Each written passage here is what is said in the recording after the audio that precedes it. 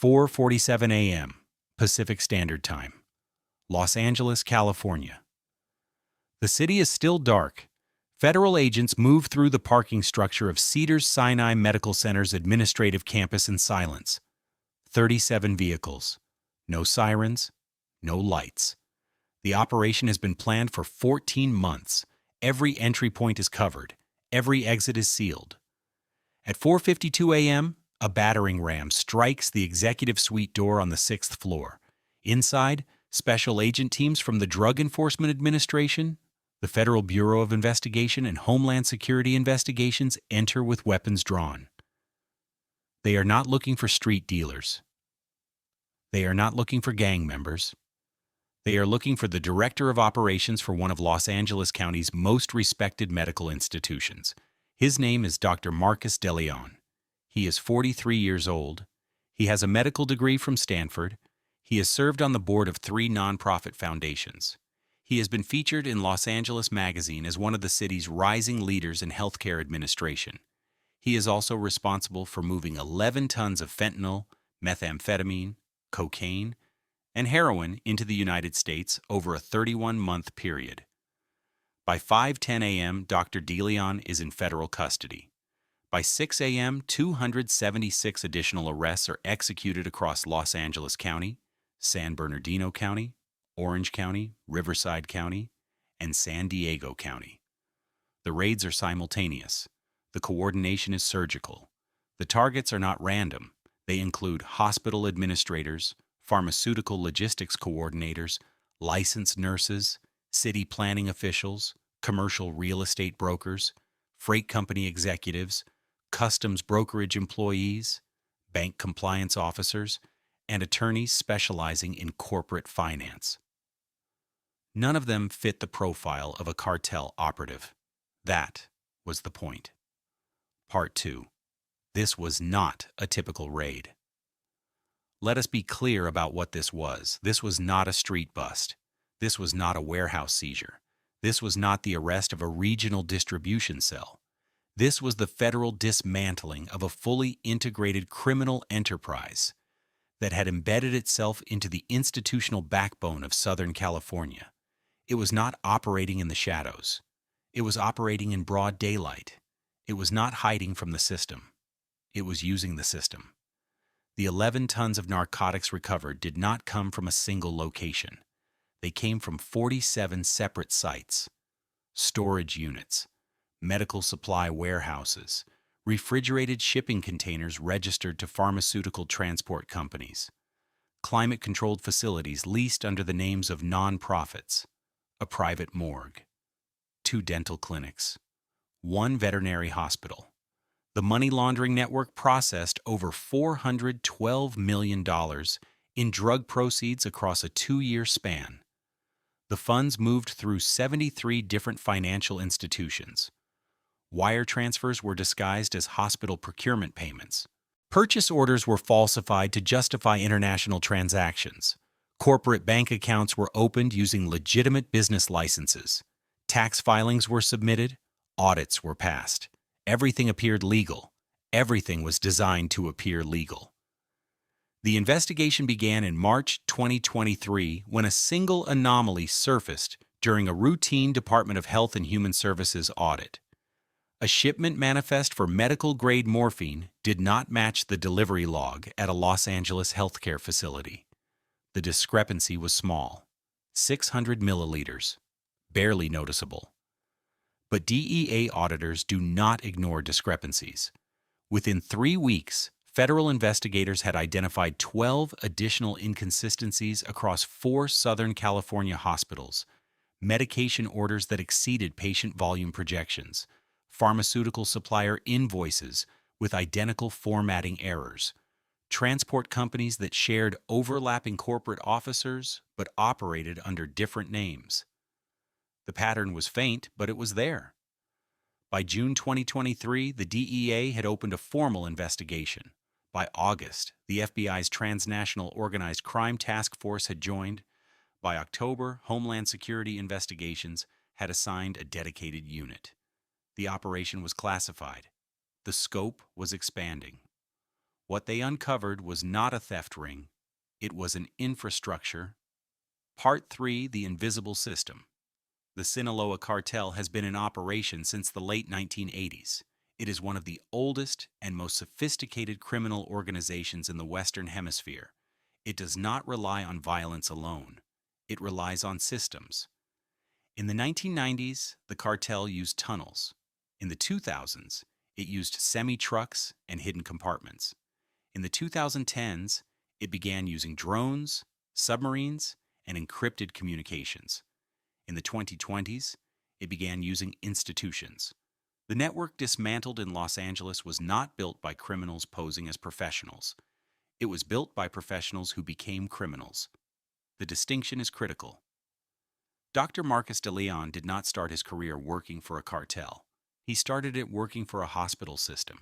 He managed supply chains. He oversaw procurement. He negotiated contracts with pharmaceutical distributors. He had access. He had authority.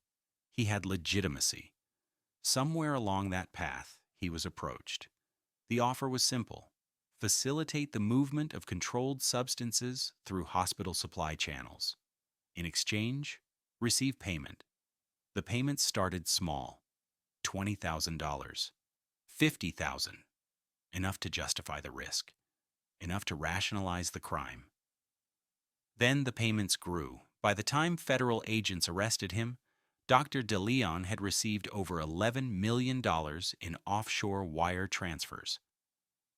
The funds were routed through shell companies in Panama, the Cayman Islands, and the British Virgin Islands. The companies had business licenses, they had mailing addresses, they had registered agents. They did not exist. But on paper, they were real. The cartel did not need Dr. de Leon to smuggle drugs across the border.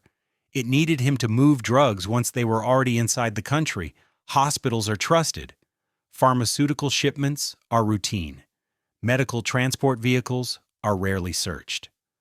Federal regulators assume compliance.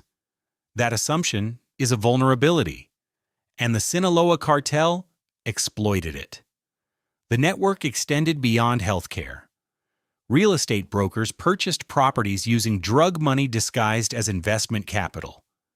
Freight logistics companies moved cartel shipments alongside legitimate commercial cargo.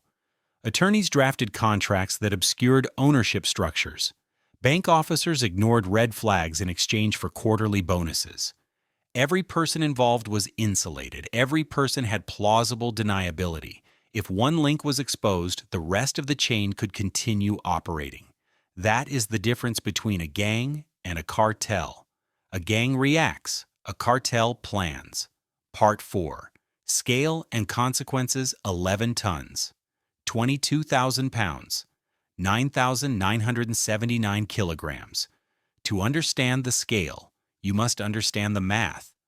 1 kilogram of fentanyl contains enough individual doses to kill 500,000 people. The 560 kilograms of fentanyl recovered in this operation could theoretically kill 280 million people. That is nearly the entire population of the United States. Fentanyl is 50 times more potent than heroin. It is 100 times more potent than morphine. A dose the size of a grain of sand can be lethal. It is odorless. It is tasteless. It is invisible. It is everywhere.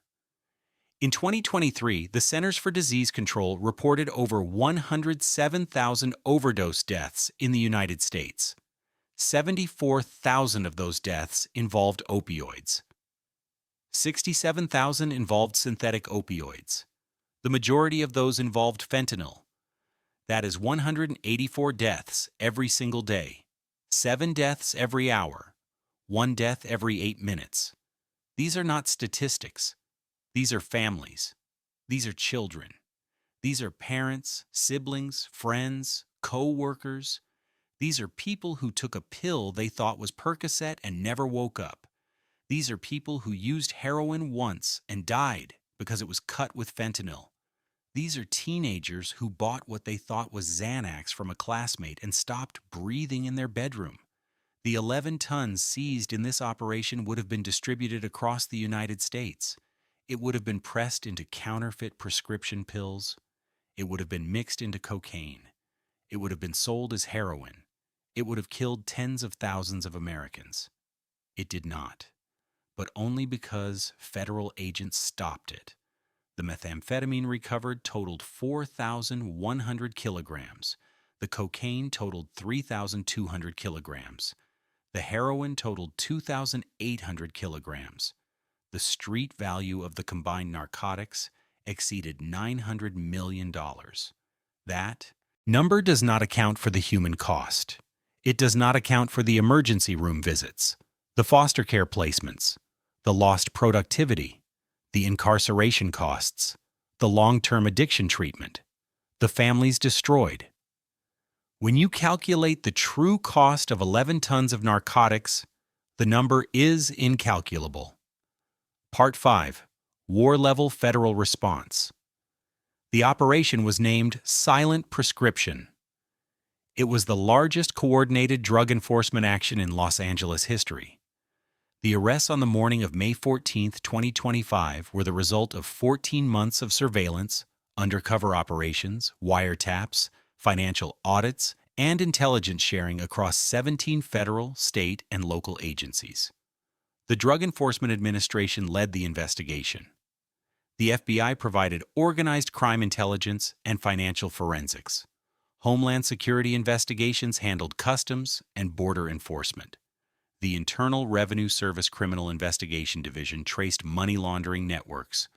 The Department of Health and Human Services Office of Inspector General audited pharmaceutical records. The U.S. Marshals Service coordinated fugitive apprehension. The Bureau of Alcohol, Tobacco, Firearms, and Explosives provided tactical support. State and local agencies included the California Department of Justice, the Los Angeles Police Department, the Los Angeles County Sheriff's Department, the Orange County Sheriff's Department, the San Diego Police Department, and the Riverside County District Attorney's Office.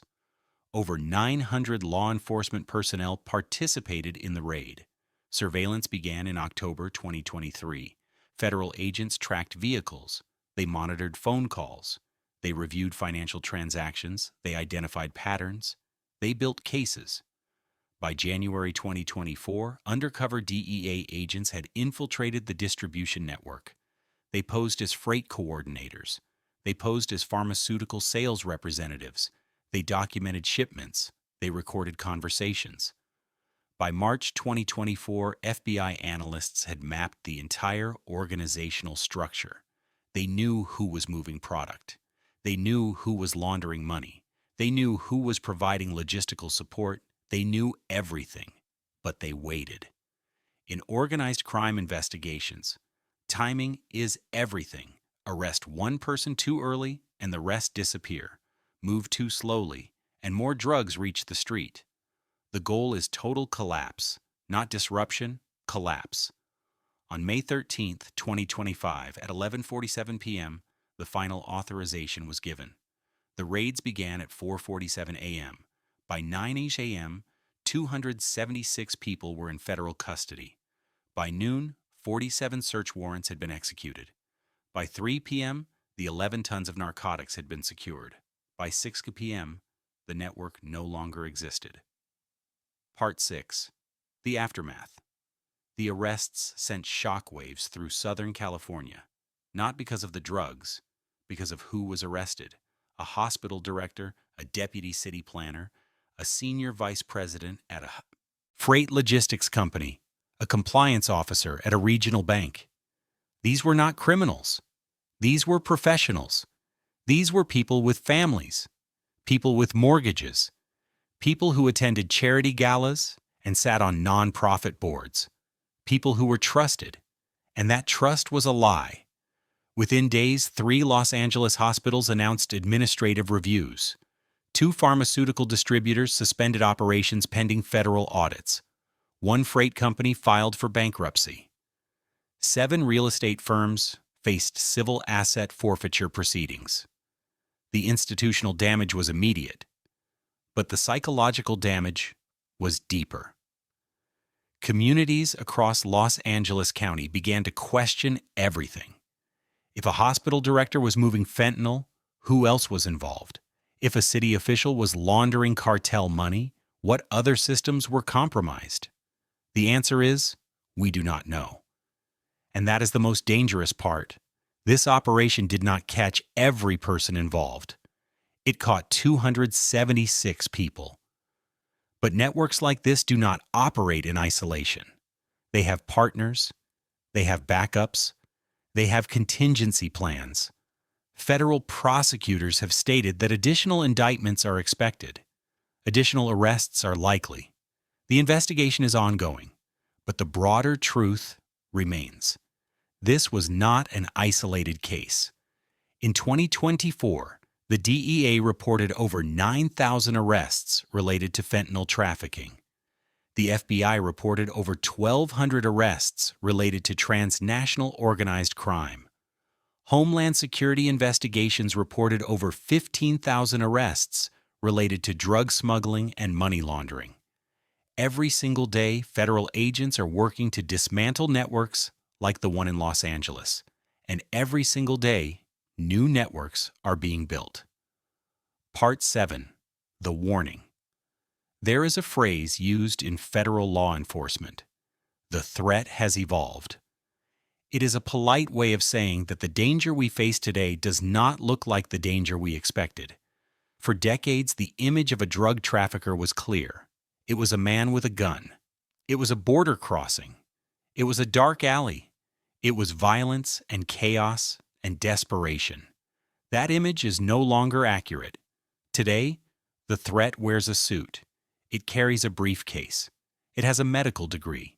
It works in an office with glass walls and ergonomic chairs. It speaks in corporate jargon. It files taxes. It passes background checks. It is invisible. And invisibility is the most effective weapon a criminal organization can possess. The Sinaloa cartel understands this.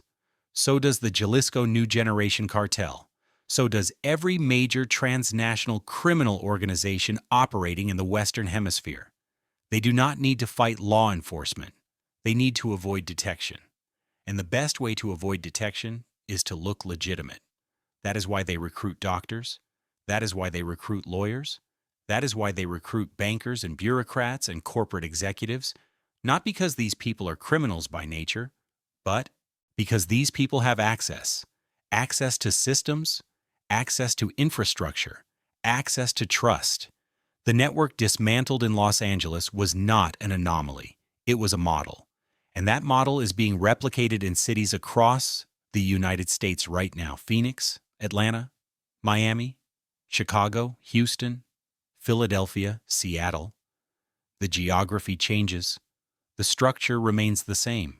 So what do? We pay attention. We ask questions when something does not make sense.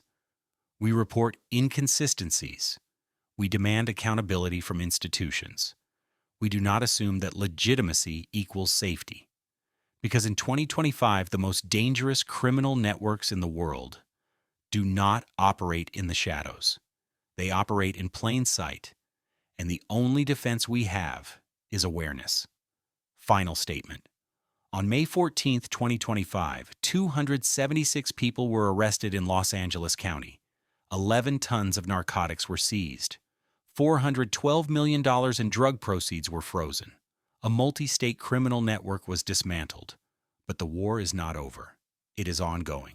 And it requires all of us to remain vigilant. If you see something, say something. If you know something, report it. Because the next hospital director, the next city official, the next trusted professional could be the one moving poison into your community. And by the time we realize it, it may be too late. Stay aware, stay informed, and never assume that trust alone is enough.